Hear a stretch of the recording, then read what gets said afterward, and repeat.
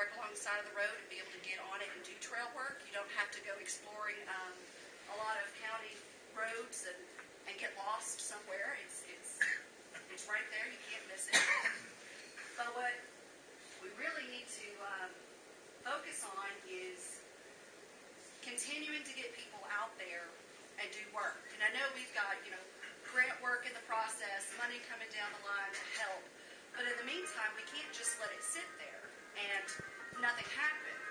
We can get out and do this, even without equipment, and make a difference. We worked pretty much all day, and it was cold. And everybody felt great about themselves. They felt like they had accomplished something. So, I do plan on coming back to the Clarksville area and doing more trail work because we still have a ways to go to get to Annona and then on into Avery. But in the meantime, what we really need is the local population, the people who live here, the people who see it every day, to encourage their friends, their neighbors, their church members to help get out. And even if you just spend a couple of hours clearing branches that fall in a storm, or take your tractor through there and clear off some new growth. If it is clear, people will come use it. Right now, people are scared to get down to this area because of the conditions. And I honestly can't blame them because it was very hard for me. If I hadn't have been so close to home, I would have been very worried because it was hard. It was very hard. We made a good dent. We still need more. And I know we had some really great people show up who were excited about getting out there and said that they wanted to make sure that they could keep this up. But I'd like to encourage, if you're from this area, this is not just Clarksville's responsibility because it's in their jurisdiction. If people can't get through the Clarksville section or the Annona section, they can't get to DeKalb. They can't get here. They can't see the beautiful trail between Avery and DeKalb. And it won't be used except by the locals, which is great. But we want, revenue coming in from people who are traveling the trail. So, if we could band together as much as possible to make sure that it stays clear, or even just go out and explore to know what the conditions are, so if someone else is able to come out and do it, then they know what needs to be done. The other thing that we did was, when I started all of this is in Avery, I had been contacted, Earl had been contacted, and it came down to me with a donor in Dallas who was talking about getting a bike ride together, and he wanted to donate some trees. He just needed to know where to put them. So he originally said, I think it was 15 trees. He wanted to plant 15 trees along the trail, just needed to know where. Well, I immediately thought of the Avery section there in town because it's pretty open and there's not a lot of trees. And with having such great support, like Gary and the guys in Avery, then we would have people who could water these trees and make sure they stay alive. Once they saw what a great area it was and how open it was, what they do, 50 trees? 50 trees were planted there in town, and those weren't young trees that you saw. They're good-sized 5-year trees that they planted. So eventually those trees are going to grow up and make a gorgeous area there. But that just shows what people who don't even live here are willing to do. And we may have to go back a couple. That was the trees, sorry. We come together and do what we can. We can get more people to do this. So, any questions about the Clarksville area workday? I was just going to say that donation of the trees not only made the trail look beautiful, but it gave a sense of pride, at least for me, for that central area, for the town. And it was greatly appreciated by more than just for the trail. So it was greatly appreciated across the board. And they're in bloom right now. Are they? Oh, how nice. I plan on going through there later today and checking it out. I haven't been in that area since we put them in, but it was very nice. So I'm glad that the town's enjoying them. I'll pass that information along to the donor who donated those trees and the equipment to put them in, and make sure they know that the town appreciates it. So the other question questions about Clarksville section workday? Okay. Most recent workday we had was in Roxton. We camped out in Roxton and set up for another great trail day. Now, I got a late start to planning this one, so I was really crossing my fingers for 10 people to show up. So I think I gave 2 weeks notice to people to know that we were doing this. But we had around 17 people show up, and we cleared about 2.5 miles, which is a huge victory in this section, because as bad as Clarksville section was, the Paris section, or the Paris to Roxton section, was worse, and in many cases still is right now. Our obstacles, we had trees down from the wind and ice storm. We had people going through with chainsaws, removing trees on areas that were previously clear. There's still some previously clear trail down there that has a lot of trees down that we need people to go out and remove trees. It's not overgrown, so you're not going to feel as overwhelmed. We just need people with a chainsaw to go out between Roxton and the Sulphur River and remove some trees.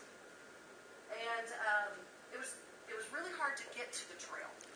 This section of trail runs along straight through the town and then right off into farmland. You have very few county road crossings, and the ones that do, a lot of them are semi-abandoned county roads that are no longer maintained by the county because they basically lead to someone's field.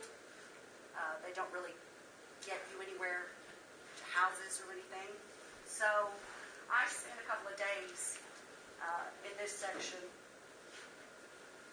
just scouting roads and trying to find us areas to get into. So this is what this section looks like. You can hold this picture in your head as the before picture for everything you're going to see. It only gets worse. And you may have about 50 feet clear at a time. And then all of a sudden you got half a mile of dense overgrowth. This section was the first section on my hike that I ran into extreme problems, and I seriously started to ask myself, what am I doing here? What have I gotten myself into? I spent about 5 hours crawling through this section on my hike, and really only made it about 3 miles. So this was my first huge obstacle on the trail. Sure, there were other areas that need work. They may have some trees or some face slappers with some of the branches, maybe some tall grass, but it was nothing that prohibited me from moving forward. The stuff out here, this is one of those county roads. That is not the trail. If the trail looks like that, we'd all be happy. I know, right? But this was how we got to the trail in a certain section. But, I mean, I was on my stomach doing military crawl through some of this stuff with a big backpack, getting caught up on cedars, wondering, is it ever going to end? And I don't know if I'm going to make this now. So I definitely wanted to make sure that we revisited this section. And a lot of this is what you see that we've cleared. We didn't get very wide here. It's not near as wide as we were able to get in Clarksville. We didn't have heavy equipment.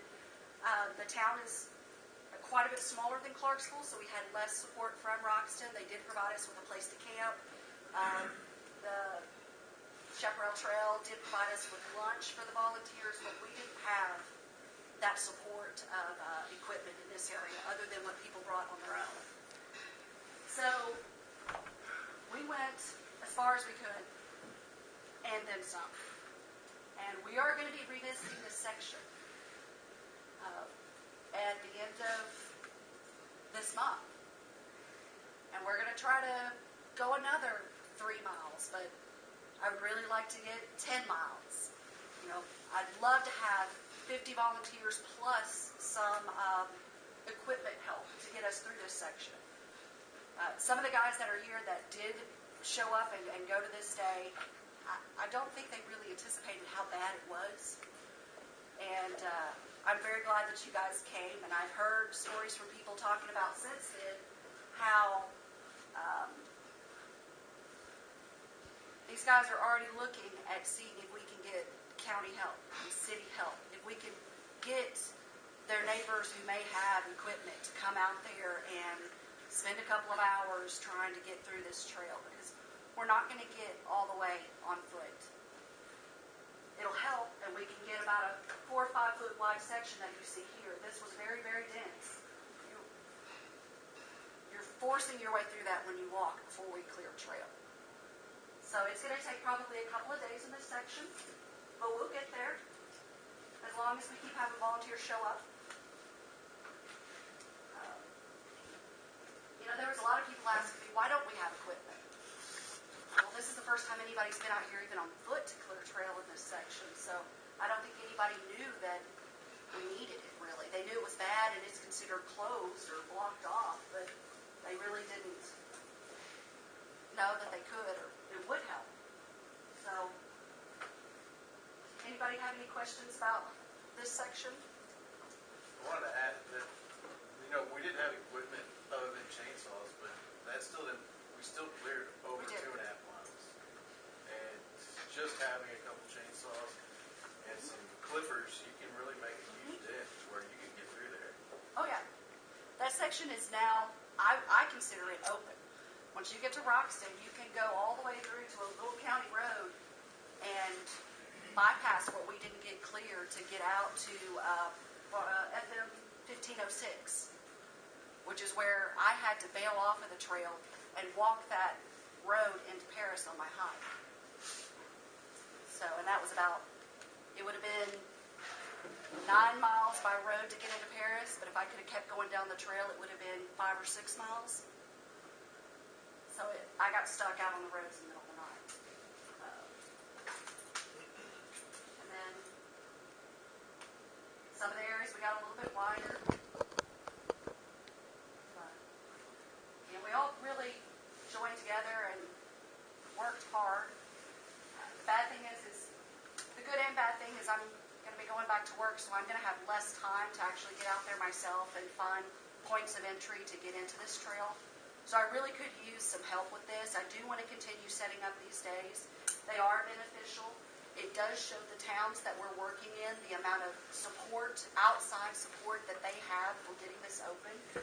It encourages them to do more and to help out when they see people coming from Dallas and Fort Worth and really anywhere else. We've had so many people come in and help. We get people from Oklahoma and Arkansas on our section of the trail. And when they see that people are coming to Clear Trail, they know that people are going to come to hike it too. So it's not wasted monies that is being used to build this trail. There's a really nice clip here at the end where we had decided to call it a day. We had decided we were done. We had not gotten as far as we wanted. We hadn't connected 2 pieces of trail, but we decided this is all we can take. Well, we realized we really only had about 60 feet left to connect 2 parts of open trail. So we really stuck together and decided to get that last bit. And at the end, here's a little clip that shows a series of pictures on everybody working beyond time to get it down. You can see the looks on people's faces as they're exhausted. We had started, what time was it that we started? Do you remember? 8 o'clock, I think we started. Well, you guys started early because I wasn't supposed to be there till 9. We did, yeah. 8 or 9 o'clock. It is going to enter the hot season. We are going to have to start even earlier than that if we want to get anything done. I think the next trail day I'm doing in this section, I'm suggested 7:30 to get started because we'll have to be done by noon. Did you have a question? Have you ever asked any of the combat engineer units of the National Guard to see if they would be interested in that? Yes. Or Army Reserve? I believe Earl has. Yes, we have. The problem is that they're over in Afghanistan or in Iraq. Because we have an armory there in Paris, and we were planning to use them to bring the trail to Paris back in 2015.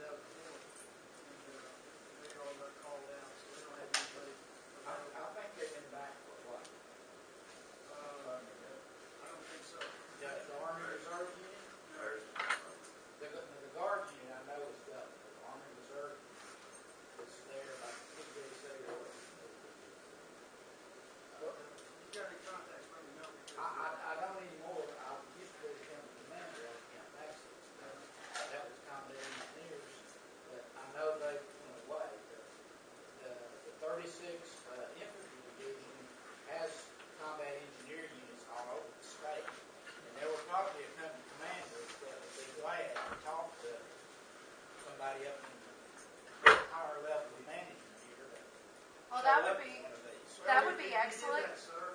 We did that, and they told me that, Well, to get talk to the one in Clarksville, okay, because they had moved out. All of these people were gone there in Paris. When I talked to the guy in Clarksville, he said the same things happened here. I'll be glad to get back with him again. now hold it now.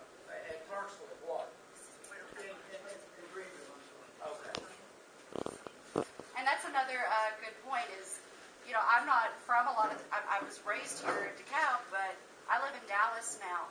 I don't have voting or any other rights in any of these other towns.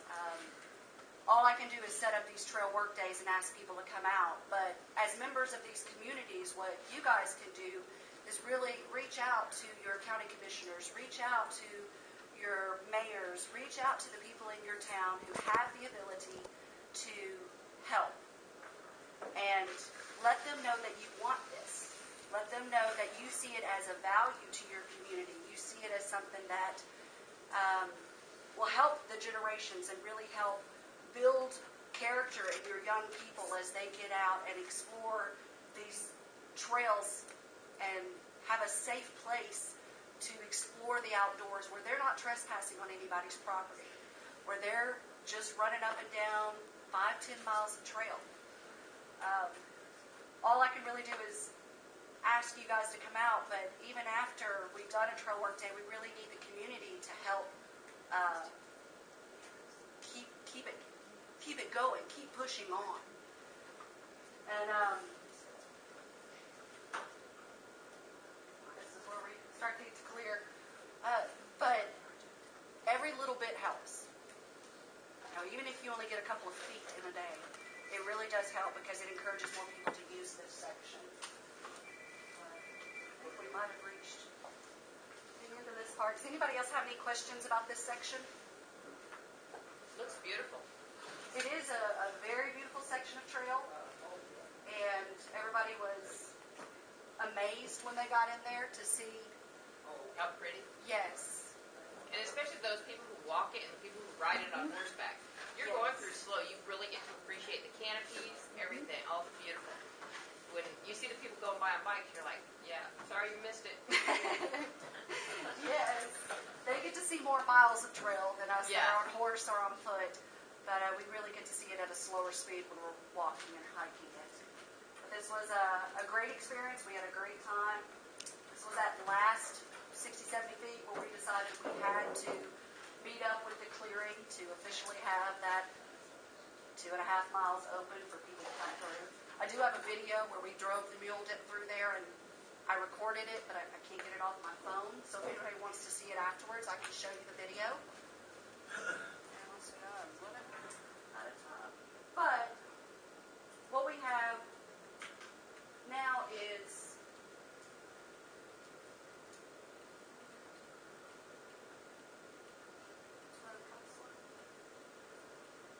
anybody else have any questions about this section? One down.